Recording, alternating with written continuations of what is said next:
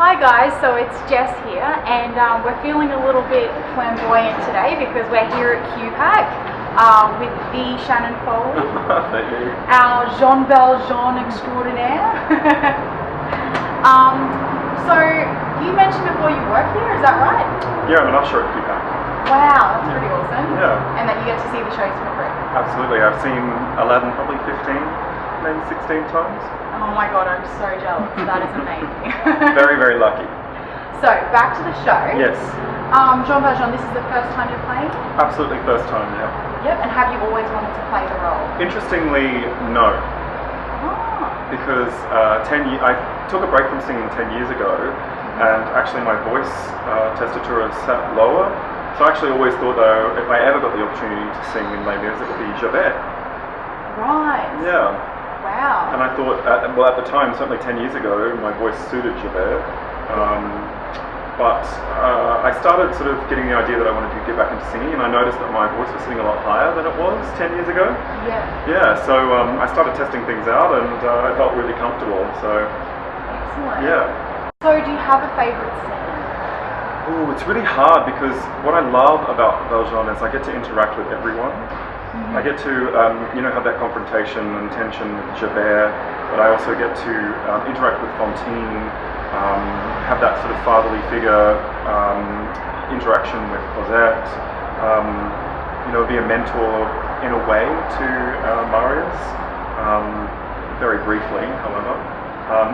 The only one I really don't get to interact with very much is Eponine, but then that's kind of her character, right? She's kind of out there left alone by everyone, really.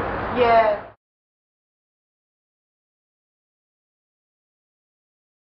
Can you tell us a little bit about Jean Valjean as a father? You did mention Cosette before.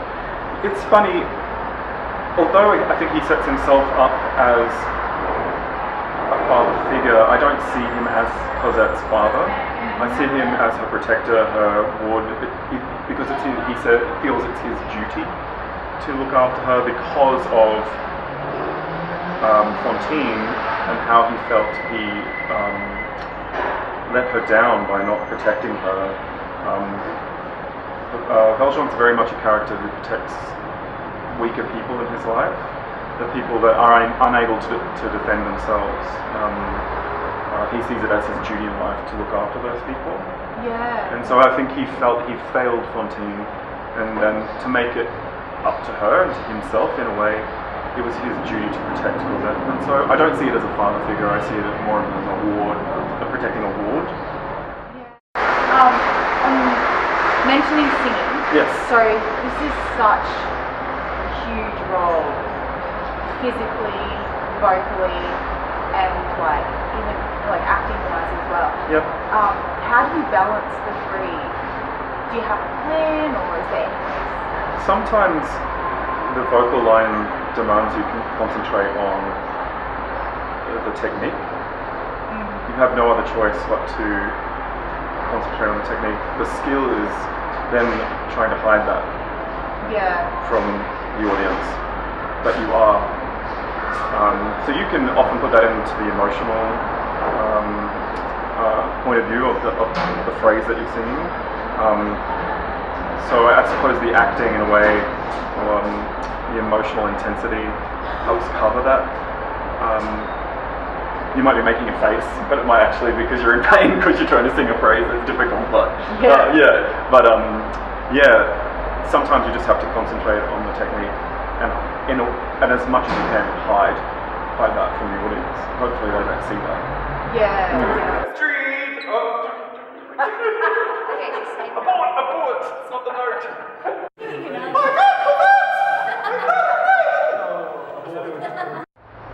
And with Javert, how would you describe their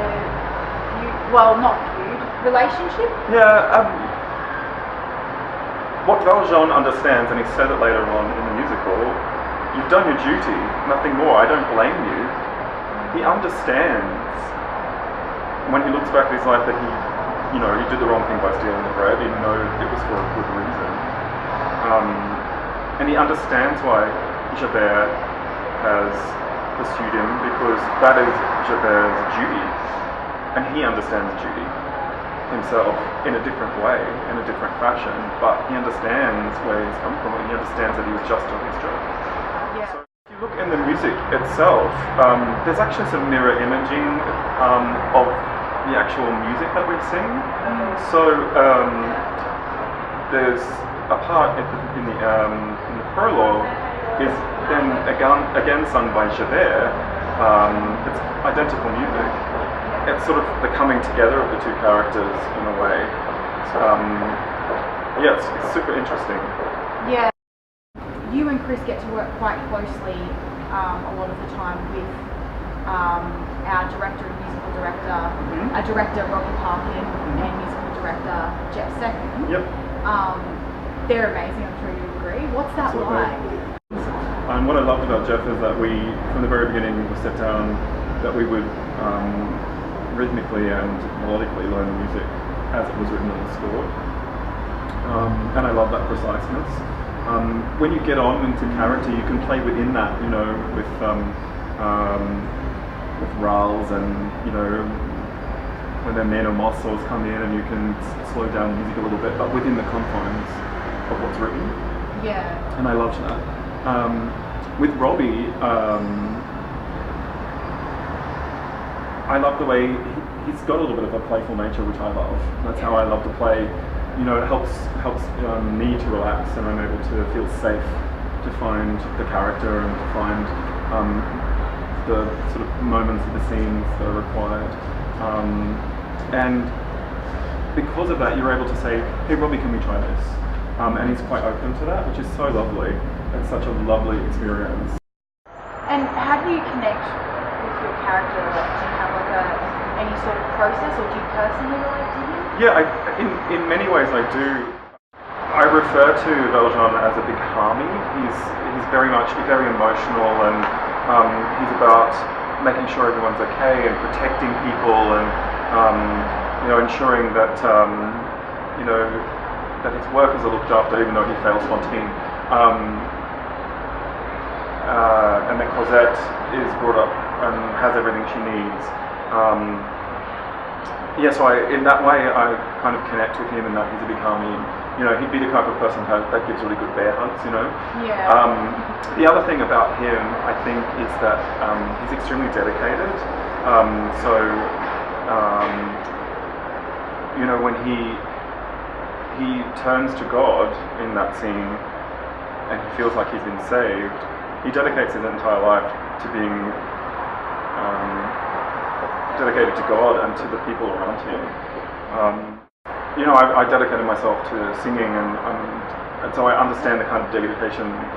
That kind of dedication is just sort of in a different box, if you know what I mean. It's still a spiritual. Yeah, spiritual dedication to something. Yeah, exactly. Yeah. So do you see yourself as a bit of a protector as well? Yeah, I'm a big harmony as well. So yeah, in that case, when I was tossing up between Javert and Valjean when I was sort of preparing for the audition, and I felt the way I felt about the character, I aligned more with Valjean than I did with Javert. Yeah, I love it. It's just meant to be. Yeah.